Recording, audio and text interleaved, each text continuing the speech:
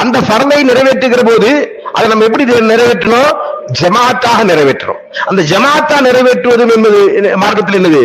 அது வாஜிப். அது என்னது? கட்டாய கடமை. யாருக்கு வாஜிபு? ஆண்களுக்கு வாஜிப்.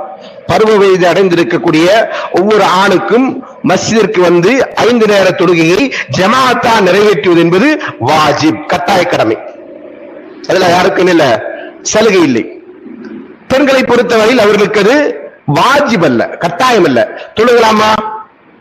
தொழுகலாம், அனுமதி உண்டு, சலுகை அவர்களுக்கு. அவர்களுக்கு அது சலுகை. விருப்பப்பட்டால் அவர்கள் ஜமாத்தா வந்து தொழுகலாம். நபி ஸல்லல்லாஹு அலைஹி வஸல்லம் காலகட்டத்தில் பெண்கள் என்ன செஞ்சாங்க? ஜமாத் தொழுகைக்கு வந்தார்கள். எந்த அளவுக்கு சொன்னால் ஃபஜர் ஜமாத்துக்கு. ஃபஜர் ஜமாத்துக்கு எங்க வந்திருக்கு? யார் வந்திருக்காங்க? பெண்கள் ஜமாத்தா வந்து தொழுவாங்க. அவங்க சொன்னாங்க, நாங்க என்ன செய்வோம்? ஃபஜருக்கு வருவோம். அந்த இருளின் போது என்ன செய்வோம்? நாங்க எங்களை அடையாளம் கண்டுபிடிக்கக்கூடிய அந்த நேரம் வருவதற்கு முன்பாகவே நாங்கள் கடந்து சென்று விடுவோம், வீட்டுக்கு போயிடுவோம். ஃபஜர் ஜமாத்துக்கு என்ன செஞ்சாங்க? நபி ஸல்லல்லாஹு அலைஹி வஸல்லமோடு மஸ்ஜித் நபவியில என்ன செஞ்சிருக்காங்க? பெண்கள் தொழுது இருக்கிறாங்க. அவங்க கடமை இல்லை, தொழுகலாம். அல்லாஹ்வின் தூதர் ஸல்லல்லாஹு அலைஹி வஸல்லம் செஞ்சிருக்காங்க, ஜமாத் தொழுகையை வலியுறுத்தி இருக்கிறாங்க.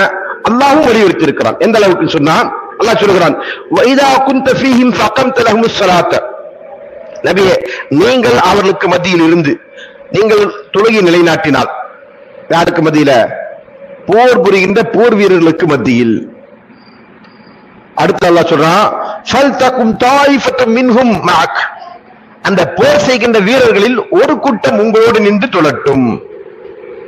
எங்க அல்லாஹ் தொழ வேண்டும் என்று சொல்றான்? போர்க்களத்தில்.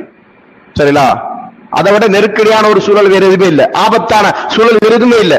அப்ப அந்த போர்க்களம் என்கிற ஆபத்துல கூட என்ன கிடையாது? ஒரு முஸ்லீமிற்கு தொழுகை விடுவதற்கு அனுமதி இல்லை, ஜமாத்தை விடுவதற்கு அனுமதி இல்லை. 2 விஷயத்தை நம்ம இதுல புரியணும். தொழுகை மட்டும் பேசவில்லை இந்த வசனம். எதை பற்றி பேசுகிறது? ஜமாத்தா தொழுவதை பற்றி பேசுகிறது.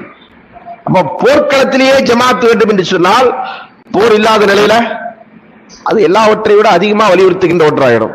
இப்ப எல்லா நேரமும் என்ன செய்யணும்? ஒரு முஸ்லிம் ஜமாத்தா தான் தொழுகை நிறைவேற்றணும்.